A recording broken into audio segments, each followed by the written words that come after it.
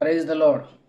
લૂકની લખેલી સુવાર્તા એના 10મા અધ્યાયની 19મી કલમમાં એવું લખેલું છે કે જુઓ, મેં તમને સર્પ અને વીંછો પર પગ મૂકવાનો અને શત્રુના દરેક પરાક્રમ ઉપર અધિકાર આપ્યો છે. અને એમાં એવું લખ્યું છે, અને તમને કશાથી પણ ઈજા થશે નહીં. આ દરેક વ્યક્તિ જે ઈસુની સંગાથે ચાલે છે તેઓના માટે આશીર્વાદ છે, તેઓના માટે આ અધિકાર છે. પણ હું તમને એક બાબત કહેવા માંગુ છું. તો પણ ઘણા લોકો ના જીવનમાં બહુ ઉથલ પાથલ હોય છે. મેરેજમાં તકલીફો હોય છે, નાણાંની તકલીફ હોય છે, જોબની તકલીફ હોય છે, ડિવોર્સિસના પ્રોબ્લેમ હોય છે અને બહુ એવી બધી બાબતો હોય છે. એનું કારણ એક છે. પહેલો પિત્તર અને 5મા અધ્યાયની અંદર અહીંયા 8મી કલમમાં એવું લખેલું છે, સાવચેત થાઓ, જાગતા રહો, કેમ કે તમારો વેરી શૈતાન ગાજનાર સિંહની પેઠે કોઈ મળે તેને ગળી જવાને શોધતો ફરે છે. હવે આ વચન સાંભળવું ગમે નહીં અને આપણને એમ થાય કે મને થોડો ગળી જશે, હું તો પ્રભુ મારી સાથે છે, હું તો પ્રાર્થના કરું છું, હું તો આવું કરું છું, હું તો તેવું કરું છું. પણ એક બાબત એ બહુ સખત ખુલાસો કરે છે યાકૂબના પત્રની અંદર, અને હું તમારી સાથે વાત કરવા માંગુ છું. યાકૂબનો પત્ર 4થો અધ્યાય અને એની 7મી કલમ. માટે તમે દેવને આધીન થાઓ, પણ શૈતાનની સામા થાઓ, એટલે તે તમારી પાસેથી નાસી જશે.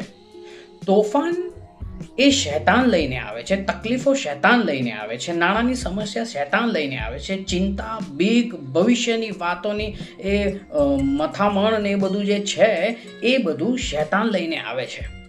રાઈટ? અને એ લઈને આવે છે જીવનની અંદર, અને એ બધું ઉથલ પાથલ કરી નાખે છે. ઈસુ તો જીવન લઈને આવ્યા. એ કહે છે કે હું ભરપૂર જીવન લઈને આવ્યો છું, પણ એ નથી મળતું. એનું ઉલટું એવું થાય છે કે બધું બગડતું જાય છે. એનું કારણ એ છે, અહીંયા લખ્યું છે, તમે દેવને આધીન થાઓ. માણસો ખ્રિસ્તનું ટેગ લગાવે છે તો ખરા, પણ દેવ જે કહે છે એ નહીં કરતા. માણસોએ દેવના ઈસુના માર્ગમાં અને દેવની ઈચ્છા પૂરી નથી કરવી, જગતની પેટર્નમાં જ ચાલવું છે.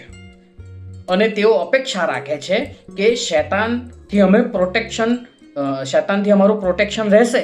ના વાલાઓ, અહીંયા એવું લખેલું છે કે દેવને આધીન થઈશું ને, પછી એવું લખેલું છે પણ શૈતાનની સમા થાવ એટલે તે તમારી પાસેથી નાસી જશે. દેવને આધીન ના થઈએ તો શૈતાનને કંઈ પણ કહેશો, અધિકાર નહીં ચાલે. અધિકાર ત્યારે ચાલે છે, લખેલું છે કે સર્પ અને વીંછો પર પગ મૂકવાનો અને શૈતાનના દરેક પરાક્રમ ઉપર અધિકાર આપ્યો છે. પણ એ અધિકાર ચાલે છે ક્યારે? જ્યારે આપણે દેવને આધીન થઈએ છીએ. અને પછી અહીંયા એવું લખેલું છે, તમે દેવની પાસે જાઓ એટલે તે તમારી પાસે આવશે.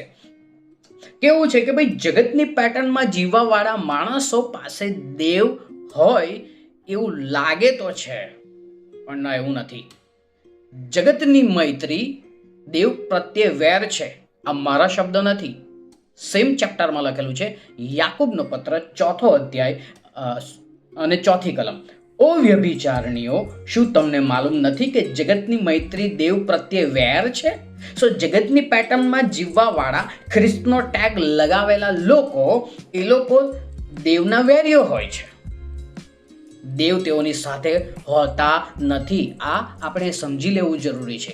માટે આપણે દેવ સાથે હોઈએ અને શૈતાન જ્યારે આપણા પર અટેક કરે અને આપણને દેવ પ્રોટેક્ટ કરે કે આપણે અધિકાર ચલાવી શકીએ, એના માટે આપણે દેવની પેટર્નમાં, દેવના રાજ્યની પેટર્નમાં ઢળાવવું પડે છે અને એને આધીન થવું પડે છે. એમને એ અધિકાર આપણે ચલાવી શકતા નથી.